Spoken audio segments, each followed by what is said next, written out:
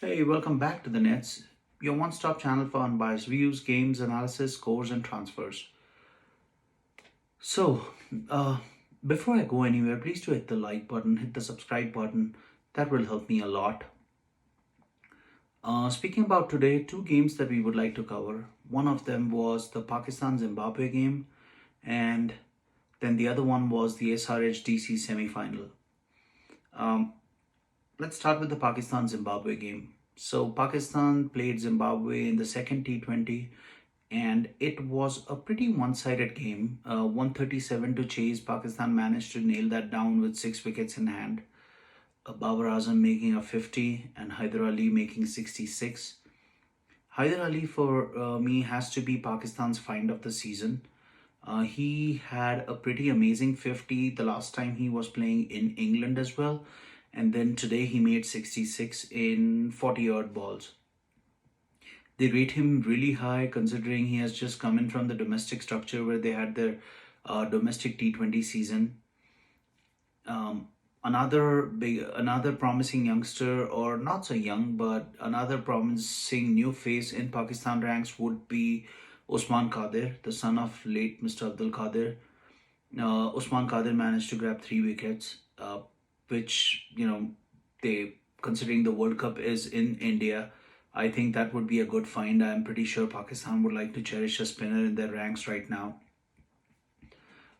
As for Zimbabwe, I think Zimbabwe had tons of positives from this tour as compared to Pakistan.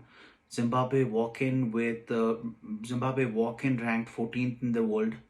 They come into Pakistan with a nice blend of experience and youth. They have Brendan Taylor, they have Sean Irwin, they have Williams, who has been there forever. And then they come in with youth talent like Muzarabani and Medvedera and Ngarwa. And all these youngsters perform for them in some facet or the other throughout the series. So I think that in spite of Zimbabwe losing the series 2-0, I think they go back home feeling a lot better about their international scene. Uh, the next thing, the next game that I feel was a lot more closer than what showed was the DC versus SRH game. So DC, I feel, went in with really bold decisions. They went in by dropping Prithvi Shaw, who has been a non-performer for a while now. I had talked about it that maybe Stoinis should probably just get promoted up the order, and that is what happened. So, uh, pretty proud of that. But Stoinis gets promoted, and he just comes in hard at both Sandeep Sharma as well as Natarajan. So it was, yes, catches were dropped. Absolutely, yes. 3 catches were dropped throughout the game, but that is what loses you the games, I guess. Stoinis, Sandeep Sharma again. Let's talk about him.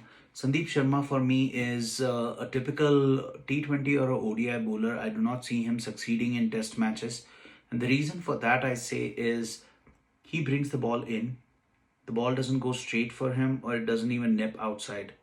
So for me, if a batsman knows that that's the only lethal ball that he has, I think he can flood his leg side and keep the line tight. But I do not think he has the ability to take wickets in Test arena with, with a surprise delivery.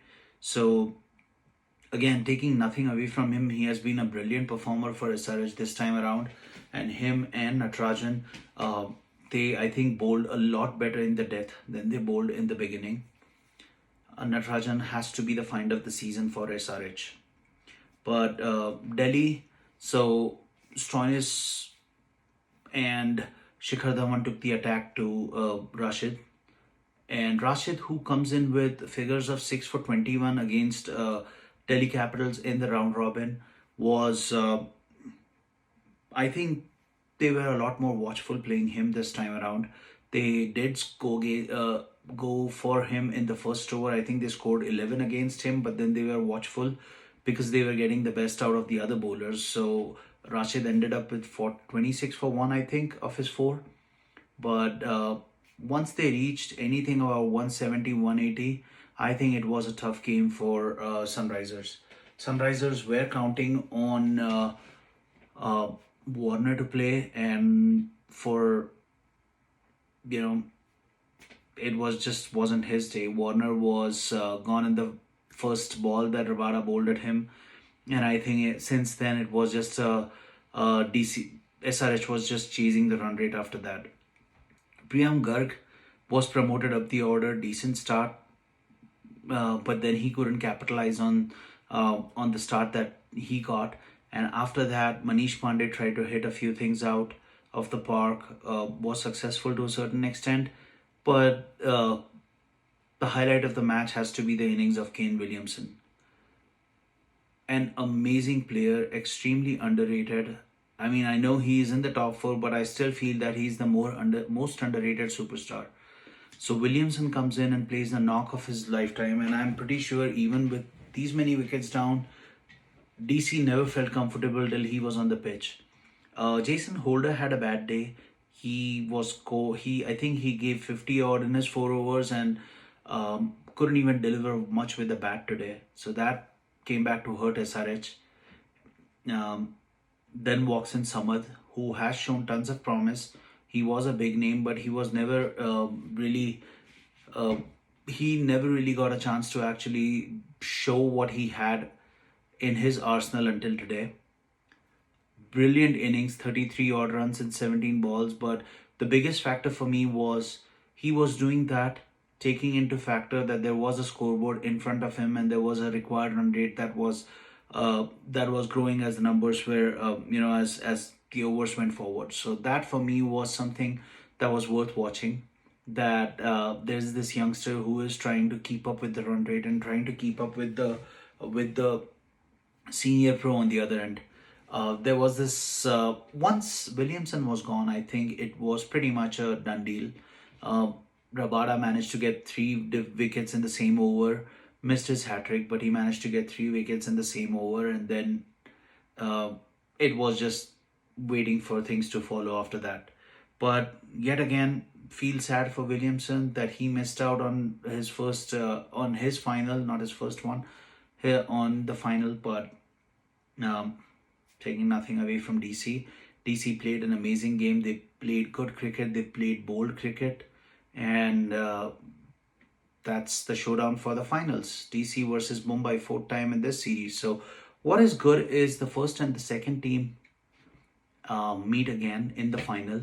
Again, IPL keeping its keeping the tag alive for being the best league in the business. The first and the second rated team meet, and I hope it's a good game. One quick word that I had, and I think I forgot about it now, but one quick word that I had to say was Shreyas Iyer's form. I think Shreyas Iyer's form is a concern. He has not tried, he's trying to go at the ball really hard. He's trying to hit it hard rather than time it. He has been spending time at the crease as well, but it doesn't seem to be clicking for him. So that is something that maybe DC might be looking at and wondering if that changes for them in the finals. He has already booked his flight to Australia. Speaking of which, there is a news that maybe Saha might miss that flight, and there is also a possibility that Virat Kohli may not be playing 2 test matches because he has to come back for the arrival of his first kid. So I hope announcements are made for his replacement. Maybe this is the blessing in disguise that Team India was looking for, and Surya Kumar Yadav and or Ishan Kishan might just make it into the squad. We never know. All right, that's all that I have for today. Again, guys, please do hit the like button, hit the subscribe button. That would help me a lot. Give me a shout out. Even that would be appreciated. And if you don't like this, leave a feedback and I will be more than glad to work on the content. That's all that I have. Stay happy, stay safe wherever you are. We will talk shortly. Thank you.